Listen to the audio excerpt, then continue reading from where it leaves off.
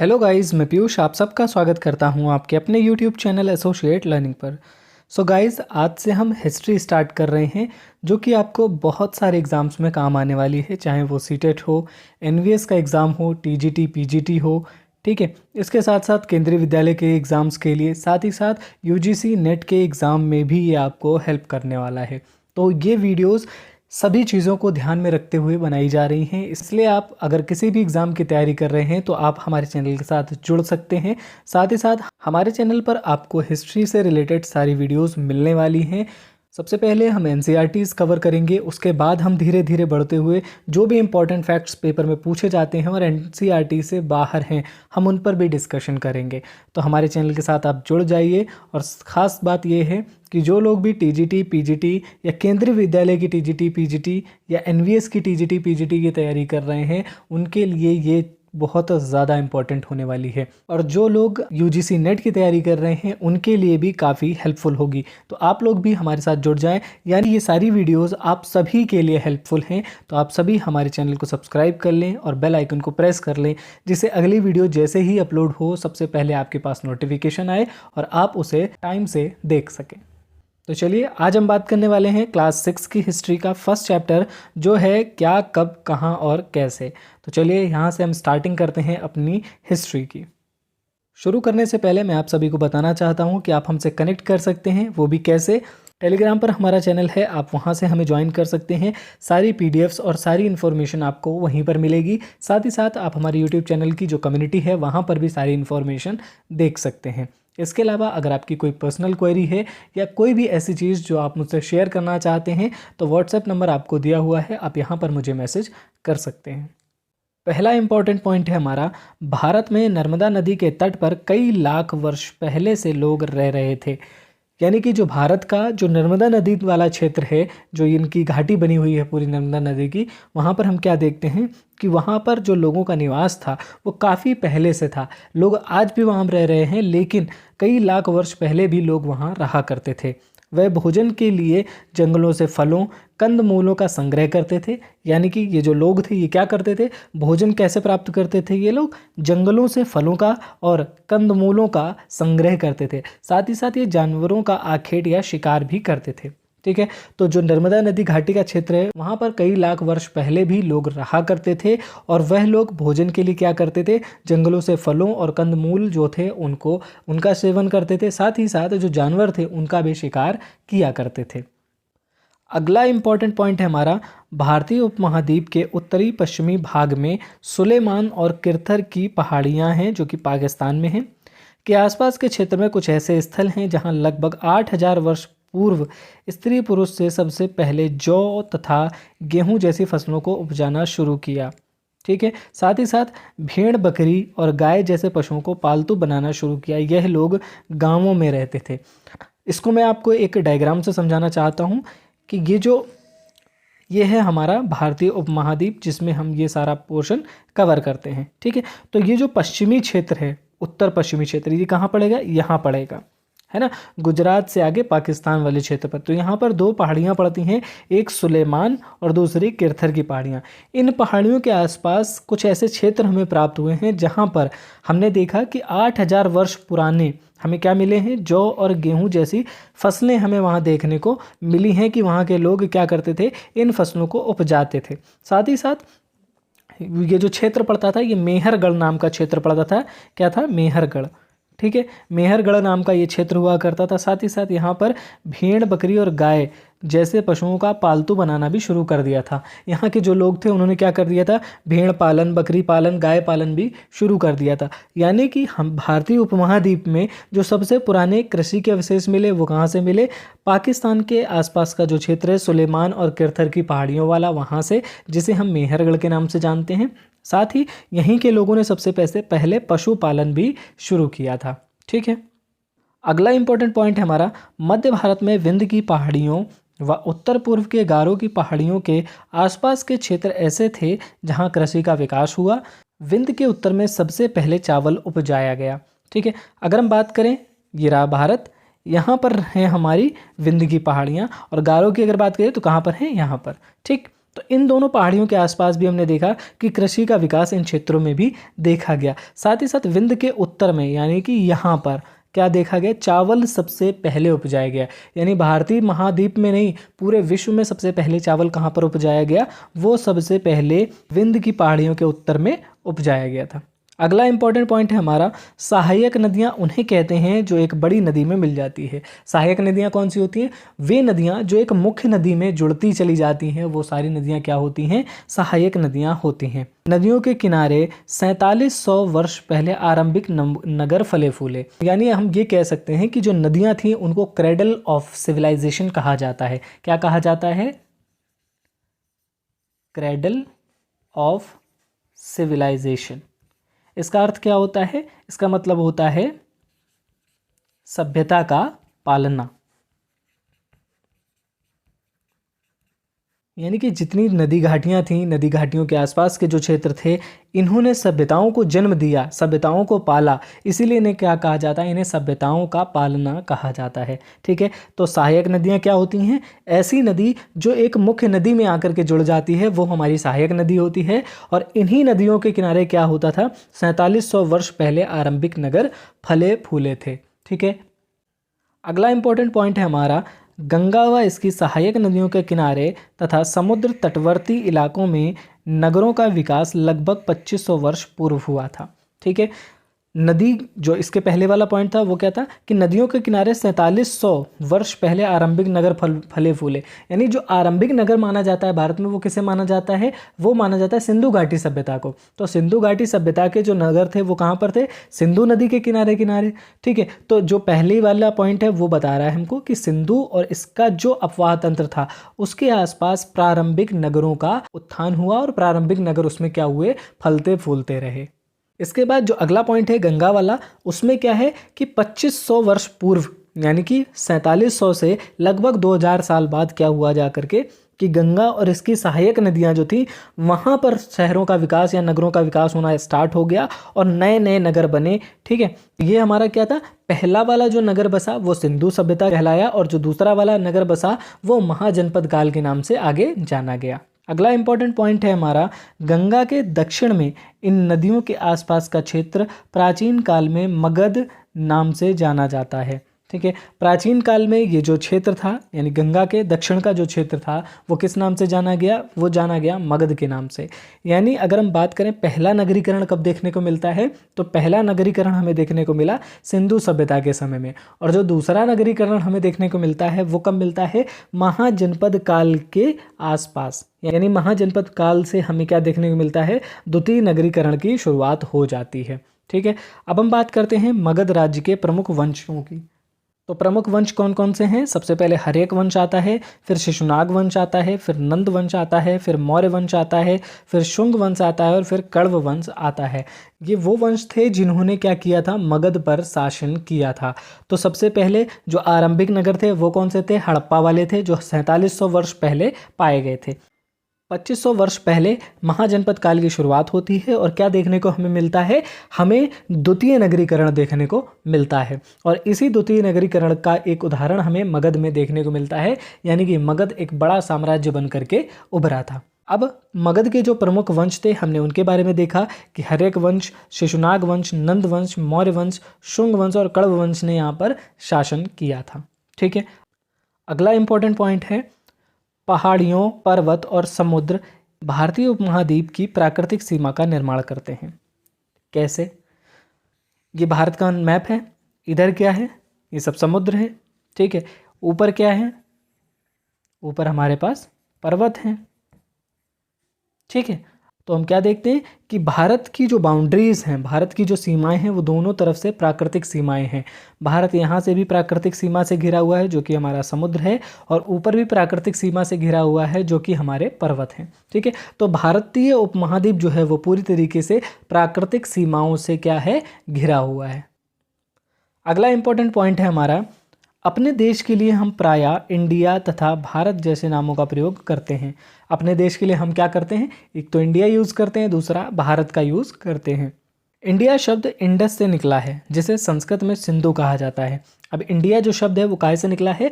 वो निकला है इंडस से। और इसका अर्थ क्या होता है? सिंधु इसका अर्थ होता है संस्कृत में। इंडस का अर्थ संस्कृत में क्या होता है? सिंधु होता है। ठीक है। अगला इंपॉर्टेंट पॉइंट है हमारा, लगभग 2500 वर्ष पूर्व उत्तर पश्चिम की ओर से आने वाले ईरानी तथा यूनानियों ने सिंधु को हिंदोस तथा इंडोस कहा है और इस नदी के पूर्व में स्थित भूमि को इंडिया कहा है। ये रही भारतीय भूमि। ठीक है। और यहाँ पर हमारी क्या है? इंडस नदी और उसका अपवाह तंत्र है। जब इंडस नदी को इन्होंने पार किया, किसने? ईरानियों ने और यूनानियों ने। तो क्या कहा? इंडस नदी को इन्होंने क्या कहा? हिंदोस या फिर इंडोस कहा। ठीक है। हिंदोस या इंडोस कहा किसको? सिंधु नदी को, यानी इंडस जिसे हम आज इंडस कहते हैं उसे इन्होंने क्या कहा था? हिंदोस या इंडोस कहा था। कब? ये कहा था 2500 वर्ष पूर्व। किसने? ईरानियों और यूनानियों ने। और इसके पूर्व का क्षेत्र, यानी ये जो नदी है वो उत्तर से दक्षिण की ओर बह रही है, तो इसके पूर्व का जो क्षेत्र है वो क्या कहलाया? ये कहलाया इंडिया। ठीक है। तो अगर ये क्वेश्चन आता है कि भारत को इंडिया नाम किसने दिया था, तो ये दिया था ईरानी और यूनानियों ने। ठीक है। अगला इंपॉर्टेंट पॉइंट है हमारा, भारत नाम का प्रयोग उत्तर पश्चिम में रहने वाले लोगों के एक समूह के लिए किया गया था। इस समूह का उल्लेख संस्कृत की आरंभिक कृति ऋग्वेद में भी मिलता है। जैसा हम देखते हैं कि विश्व का सबसे प्राचीनतम ग्रंथ कौन सा है? ऋग्वेद। ऋग्वेद में भी किसका उल्लेख मिलता है? भारत नाम का प्रयोग किया गया है। किनके लिए प्रयोग किया गया है? ये प्रयोग किया गया है उस समूह के लिए जो कहाँ रहता था? उत्तर पश्चिम में रहता था। उत्तर पश्चिम में जो लोग रहते थे उनको भरत कहा जाता था यहाँ पे। ठीक है। तो भरत से हमें याद रखना है कि भरत नाम का एक कबीला था जो कहाँ रहता था? उत्तर पश्चिम में पाया जाता था, और उसी के नाम पर भारत का नाम भारत पड़ा है। ठीक है। अगला इंपॉर्टेंट पॉइंट है हमारा, अतीत की जानकारी प्राप्त करने का एक तरीका अतीत में लिखी गई पुस्तकों को ढूंढना और पढ़ना है। यानी कि अगर हमें अपने अतीत के बारे में जानना है, अतीत का मतलब हमें अपने इतिहास के बारे में अगर जानना है, हमें अपने पुराने समय के बारे में अगर जानना है, तो हमें क्या करना होगा? पुराने समय में जो किताबें लिखी गई, जो पुस्तकें लिखी गई, उनको ढूंढना होगा, उनको पढ़ना होगा। तो उससे हमें क्या प्राप्त होगा? हमें हमारे अतीत की जानकारी मिलेगी। जैसे एग्जाम्पल के तौर पर अगर हम देखें तो हमने गांधी जी को नहीं देखा है, ठीक है, लेकिन फिर भी अगर हमें गांधी जी के समय के बारे में जानना है, गांधी जी के बारे में जानना है, या उस समय ब्रिटिश साम्राज्य किस तरीके की एक्टिविटीज़ कर रहा था, अगर हमें उन सब के बारे में जानना है तो हमें क्या करना होगा? उस समय जो पत्र लिखे गए, उस समय जो किताबें लिखी गई, हम उन सारी चीज़ों को पढ़ते हैं। तो वही सोर्स पहले से मौजूद है। यानी कि हमें कभी भी अपने अतीत के बारे में जब समझना होगा, जानना होगा, तो उसके लिए हमें सबसे पहले क्या करना होगा? जो उस समय साहित्य लिखा गया, जो पुस्तकें लिखी गई, जो लेख लिखे गए, उन सब को हमें ढूंढ ढूंढ करके पढ़ना होगा। ठीक है। अगला इंपॉर्टेंट पॉइंट है हमारा, पुस्तकें हाथ से लिखी होने के कारण पांडुलिपि कही जाती हैं। यह पांडुलिपियाँ ताड़पत्रों तथा हिमालय में उगने वाले भुज नामक पेड़ की छाल से विशेष तरीके से तैयार भोजपत्र पर लिखी मिलती हैं। ठीक है। तो जो पुस्तकें पहले लिखी जाती थी, क्योंकि पहले पेपर का आविष्कार नहीं हुआ था, तब तक हमें अगर कुछ भी लिखना होता था तो हम क्या करते थे? ताड़पत्रों के जो पत्ते होते थे उन पर लिखते थे। हिमालय में उगने वाला जो भुज नाम का पौधा होता था, उसकी छाल से हम क्या करते थे? एक विशेष भोजपत्र तैयार कराते थे, उस पर हम लिखते थे। तो इस तरीके से पुरानी चीज़ें किस पर लिखी मिलती हैं? ताड़पत्रों पर लिखी मिलती हैं, भोजपत्रों पर लिखी हुई प्राप्त होती है हमको। ठीक है। अगला इंपॉर्टेंट पॉइंट है हमारा, अंग्रेजी में पांडुलिपि के लिए प्रयुक्त होने वाला शब्द मैन्यूस्क्रिप्ट है। ठीक है। तो हिंदी में क्या कहा जाता है? पांडुलिपि कहा जाता है, जबकि इंग्लिश में उसे मैन्यूस्क्रिप्ट कहा जाता है। यह शब्द लैटिन भाषा के मेन्यू शब्द से बना है। ठीक है। मैन्यूस्क्रिप्ट शब्द किससे बना है? मेन्यू से बना है, जिसका अर्थ क्या होता है? हाथ है। ठीक है। मेनू का अर्थ निकलता है हाथ है। ठीक है। और मेनू से ही बना है मेनू स्क्रिप्ट, यानी मेनू स्क्रिप्ट का मतलब क्या हो गया? हाथ से बना हुआ। ठीक। तो हाथ से बनी हुई स्क्रिप्ट को क्या कहा जाता था? मेनू स्क्रिप्ट कहा जाता था। अगला इंपॉर्टेंट पॉइंट है हमारा, पत्थर अथवा धातु जैसे कठोर सतहों पर उत्कीर्ण अभिलेखों का अध्ययन करके भी अतीत की जानकारी प्राप्त की जा सकती है। जब हम इतिहास को गौर से देखते हैं तो हमें सबसे पहले जो दिखाई पड़ता है, जो हमारे दिमाग में नाम आता है, वो आता है अशोक का, क्योंकि अशोक के पिलर्स हमें देखने को मिलते हैं तो उसमें भी बहुत सारी जानकारी हमें प्राप्त होती हैं। तो पत्थर, धातुओं पर जो कठोर सतह होती है उस पर भी लोग अपने अभिलेख लिखवाया करते थे। जो राजा महाराजा थे जिनके पास बहुत पैसा था, वो क्या करते थे, वो अपने अभिलेखों को पत्थरों पर, ताम्र पत्रों पर, है ना, जो तांबे से बनाए हुए होते थे उन पर भी लिखवाते थे। ठीक है, तो उससे भी हमें अतीत के बारे में यानी अपने इतिहास के बारे में जानकारी प्राप्त होती है। ठीक है, अगला इंपॉर्टेंट पॉइंट है हमारा, लगभग 2250 वर्ष पुराना अभिलेख मौर्य शासक अशोक द्वारा जारी किया हुआ गांधार अफगानिस्तान से मिला है। इसमें यूनानी व अरमाइक लिपियों का प्रयोग किया गया है। अभी हम बात कर रहे थे किसकी, अशोक की। तो अशोक भारतीय इतिहास में एक अलग पहचान रखता है। किस वजह से, क्योंकि अशोक ही एकमात्र ऐसा शासक है जिसके बहुत सारे अभिलेख हमें प्राप्त हुए हैं और जो स्पष्ट प्राप्त हुए हैं। ठीक है, इसी वजह से हम देखते हैं कि अशोक के जो अभिलेख हैं वो लगभग पूरे भारत से प्राप्त होते हैं। ठीक, गांधार अफगानिस्तान में हमें एक अभिलेख मिला है किसका, अशोक का, जो किस भाषा में है, यूनानी और अरमाइक, 2 लिपियों में इसे लिखा गया है। अशोक के जो अभिलेख हैं वो 4 लिपियों में टोटल लिखे गए हैं, यानी कि अशोक के अभिलेख 4 लिपियों में हमें प्राप्त होते हैं। ब्राह्मी, खरोष्ठी, यूनानी और अरमाइक, 4 लिपियों में हमें ये प्राप्त होते हैं और प्राकृत भाषा में इनको लिखा गया है। तो हमें ये बहुत ज़्यादा ध्यान रखने की ज़रूरत है कि अशोक के जो अभिलेख हैं वो 4 लिपियों में और प्राकृत भाषा में देखने को मिलते हैं। ठीक, अगला इंपॉर्टेंट पॉइंट है हमारा, अतीत में बनी और प्रयोग में लाई गई वस्तुओं का उत्खनन करवाने व उनका अध्ययन करने वाले व्यक्ति को पुरातत्वविद, आर्कियोलॉजिस्ट कहते हैं। तो यानी अतीत में जो भी वस्तुएं बनी थीं, जो भी वस्तुएं हमें अतीत की प्राप्त होती हैं, ठीक है, उनको खोदने वाला, उनकी खुदाई करवाने वाला, उनका अध्ययन करने वाला जो व्यक्ति होता है वो क्या कहलाता है, आर्कियोलॉजिस्ट कहलाता है या फिर पुरातत्वविद कहलाता है। ठीक है, ये जो पुरातत्वविद होते हैं ये मनुष्य, जानवरों व वनस्पतियों के अवशेषों का पता लगाने का प्रयास करते हैं। तो ये जो आर्कियोलॉजिस्ट होते हैं ये मनुष्य, जानवर व वनस्पतियों के अवशेषों का भी पता लगाने की कोशिश करते हैं कि ये जो अवशेष हैं वो कितने वर्ष पुराने हैं। यानी ये सारा काम किसका है, आर्कियोलॉजिस्ट का होता है। अगला इंपॉर्टेंट पॉइंट है हमारा, अनाज के दाने व लकड़ी दोनों के जले हुए अवशेष लंबे समय तक सुरक्षित रहते हैं।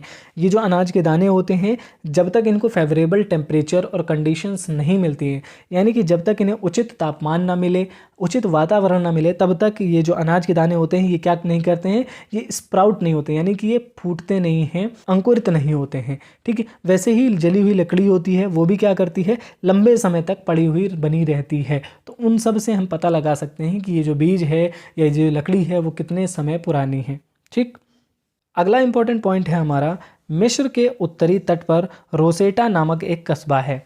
मिस्र कहाँ पड़ता है, अफ्रीका में पड़ता है। ठीक है, तो मिस्र जो है वो अफ्रीका में पड़ता है और अफ्रीका के उत्तरी तट पर हमें क्या देखने को मिलता है, रोसेटा नामक एक कस्बा देखने को मिलता है। यहाँ एक ऐसा पत्थर मिला है जिस पर एक ही लेख 3 भिन्न भिन्न भाषाओं तथा लिपियों में है। यूनानी लिपि के कारण अन्य 2 लिपियों को पढ़ लिया गया है। ठीक है, यहाँ पर रोसेटा नामक नगर में हमें एक ऐसा पत्थर मिला है जिसमें एक ही लेख को 3 अलग अलग भाषाओं में लिखा गया है। ठीक है, कौन कौन से लेख हैं, एक तो यूनानी भाषा में लिखा हुआ है और 2 मिस्र की लिपियों में लिखा हुआ है। और यूनानी भाषा में लिखे होने के कारण क्या किया गया है, इस पत्थर पे जो कुछ भी लिखा है उसे हमने पढ़ लिया है, यानी डिकोड कर लिया है। ठीक, रोसेटा क्या है, रोसेटा एक नगर, एक कस्बे का नाम भी है और रोसेटा नाम का पत्थर भी, क्योंकि यहाँ से हमें प्राप्त हुआ तो उसका नाम ही क्या रख दिया गया, रोसेटा पत्थर नाम रख दिया गया है। यहाँ से पत्थर मिला है, उस पत्थर पर एक ही लेख को 3 अलग अलग भाषाओं में लिखा गया है। ठीक है, अगला इंपॉर्टेंट पॉइंट है, राजाओं तथा रानियों के नाम एक छोटे से फ्रेम में दिखाए गए हैं, इसे कारतूस कहा जाता है। और ये जो पॉइंट है ये किसका है, इसी रोसेटा पत्थर का है। जो रोसेटा पत्थर है हमारा, रोसेटा पत्थर में छोटा सा बॉक्स बना होता था, फ्रेम जैसा बना होता था, उसमें राजा और रानियों के नाम लिखे होते थे, जिन्हें क्या कहा जाता था, उस बॉक्स को क्या कहा जाता था, कारतूस कहा जाता था। ठीक है, ये बहुत इंपॉर्टेंट पॉइंट है, एग्जाम में पूछा गया है, इसलिए इसको आप अच्छे से ध्यान कर लें। अगला इंपॉर्टेंट पॉइंट है हमारा, ईसा मसीह के जन्म के पूर्व की सभी तिथियां ईसा पूर्व के रूप में जानी जाती हैं। यानी ईसा मसीह का जो जन्म हुआ था उससे पूर्व की जो तिथियां हैं उन्हें हम किस नाम से जानते हैं, ईसा पूर्व या ईसा से पहले के रूप में जानते हैं। ठीक, अगला इंपॉर्टेंट पॉइंट है हमारा इतिहास और तिथियों को लेकर के, हम इस पर थोड़ा सा डिस्कशन कर लेते हैं। बीसी का मतलब होता है ईसा पूर्व, यानी कि बिफोर क्राइस्ट, ईसा के जन्म से पूर्व। अगला पॉइंट है हमारा एडी। एडी का मतलब होता है ईसवी, ठीक है, ई से ईसवी हो जाता है। एनो डोमिनी इसे इंग्लिश में कहा जाता है, ईशा के जन्म का वर्ष। एनो डोमिनी का अर्थ क्या होता है? ईशा के जन्म का वर्ष। अगला इंपॉर्टेंट पॉइंट है हमारा एडी व वीसी के स्थान पर आजकल सीई व बीसीई का प्रयोग किया जाता है, ठीक है। पहले क्या प्रयोग होता था? बीसी यानी कि बिफोर क्राइस्ट। एडी का मतलब एनो डोमिनी का प्रयोग किया जाता था, लेकिन आजकल इसके स्थान पर सीई और बीसीई का प्रयोग किया जा रहा है। सीई का मतलब क्या होता है? सीई का मतलब होता है सामान्य संवत, ठीक है, और इसे कॉमन एरा के नाम से जाना जाता है। बीसीई की अगर बात करें तो इसे सामान्य संवत पूर्व कहा जाता है, यानी बिफोर कॉमन एरा कहा जाता है। यानी जिसे हम पहले क्या कहते थे? ईसा के जन्म का वर्ष, उसे अब हम क्या कहते हैं? कॉमन एरा के नाम से जानते हैं, ठीक है। जिसे हम पहले बीसी कहते थे उसे हम अब बीसीई कहते हैं। पहले बीसी का अर्थ होता था बिफोर क्राइस्ट, अब इसका बीसीई का अर्थ होता है बिफोर कॉमन एरा, ठीक है। अगला इंपॉर्टेंट पॉइंट है हमारा, इसके अलावा बीपी। बीपी का भी आजकल प्रयोग किया जाने लगा है। बीपी का अर्थ होता है बिफोर प्रेजेंट, प्रेजेंट से पहले। यानी मान लो आज हम ये वीडियो रिकॉर्ड कर रहे हैं तो हम इसके लिए प्रेजेंट का प्रयोग करेंगे, लेकिन जब हम इसको 10 साल बाद देखेंगे तो 10 साल बाद जब हम इसके बारे में लिखेंगे तो इसके बारे में क्या लिखेंगे कि ये जो वीडियो है वो कब रिकॉर्ड की गई थी? आज से 10 बीपी पहले, ठीक है। तो इस तरीके से ये चलता है। साथ ही इससे रिलेटेड एक बहुत ही डिटेल्ड वीडियो, ADBC, बहुत डिटेल्ड वीडियो मैंने पहले ही बना रखा है। आप एक बार उसे देख लेंगे तो आपको सारे कन्फ्यूजन, सारे डाउट्स आपके मिट जाएंगे। लिंक मैं डिस्क्रिप्शन बॉक्स में दे दूंगा, आप सभी को अगर देखना हो तो आप वहां से जाकर के इसे देख सकते हैं। साथ ही साथ यहाँ पर एक चीज़ मैं और बता दूं कि ये जो हिस्ट्री की टाइमलाइन से रिलेटेड वीडियो भी मैंने एक बनाई हुई है, आप उसे भी अगर देख लेंगे तो आपको हिस्ट्री की पूरी टाइमलाइन भी अच्छे से तैयार हो जाएगी। टाइमलाइन हमारे लिए इसलिए ज़रूरी हो जाती है कि इतिहास किस तरीके से आगे बढ़ रहा है। अगर हमें वो पता हो जाता है तो हम क्या करते हैं? बहुत ही आसानी से चीज़ों को समझ लेते हैं, ठीक है। तो आप उन दोनों वीडियोस को ज़रूर से देख लीजिए, मैं दोनों का लिंक डिस्क्रिप्शन बॉक्स में दे दूंगा, आप वहाँ से जा कर के उन्हें देख सकते हैं, ठीक है। अब बात करते हैं इंपॉर्टेंट फैक्ट्स पर। कुछ इंपॉर्टेंट फैक्ट्स हैं, उन्हें हम देख लेते हैं। पहला फैक्ट है हमारा, कृषि का आरंभ 8000 वर्ष पूर्व हुआ था। यानी भारतीय उपमहाद्वीप में अगर हम देखें तो बलूचिस्तान का जो क्षेत्र पड़ता है, जिसे हम मेहरगढ़ के नाम से जानते हैं, वहाँ पर हमें सबसे पहले क्या मिला था? कृषि और पशुपालन के साक्ष्य प्राप्त हुए थे, ठीक है। तो कितने वर्ष पुराने थे? तो वो 8000 वर्ष पुराने थे। तो हम उसे ध्यान कर लें क्योंकि ये बहुत ही इंपॉर्टेंट पॉइंट है। अगला इंपॉर्टेंट पॉइंट है, सिंधु सभ्यता के प्रथम नगर 4700 वर्ष पूर्व प्राप्त हुए थे। यानी सिंधु सभ्यता के जो नगर थे उनका उद्भव कब हुआ था या उनकी शुरुआत कब मानी जाती है? तो 4700 वर्ष पूर्व इनकी शुरुआत मानी जाती है। अगला इंपॉर्टेंट पॉइंट है हमारा, गंगा घाटी के नगर यानी मगध का बड़ा राज्य, ये कब हमें देखने को मिलता है? ये 2500 वर्ष पूर्व देखने को मिलता है, ठीक है। ये सारे जो फैक्ट्स हैं ये NCERT के इस फैक्ट हैं, तो आपको यही याद रखने हैं। इसके अलावा कुछ भी याद नहीं रखना है, क्योंकि ये NCERT बुक्स ऐसी होती हैं जिनको आप क्लेम कर सकते हैं अगर आपका आंसर गलत होता है तो। बाकी जो भी ऑथेंटिक बुक्स होती हैं सिर्फ उनको ही क्लेम किया जा सकता है। इसलिए आप क्या करें? NCERT के एक एक फैक्ट को अच्छे से याद कर लें। तो आज के लिए बस इतना ही रखते हैं, लेकिन आप सभी को मैं एक चीज़ बताना चाहता हूँ कि जो हिस्ट्री की सीरीज़ है ये लगातार चलती रहेगी। TGT, PGT, KVS के एग्ज़ाम्स के लिए यही सीरीज़ कंटिन्यू बनी रहेगी। साथ ही ये CTET के एग्ज़ाम्स के लिए भी काफ़ी यूज़फुल है, तो आप इसे ज़रूर देखें। और NCERT बेस्ड है टोटली, तो ये आपके लिए काफ़ी यूज़फुल रहेगी।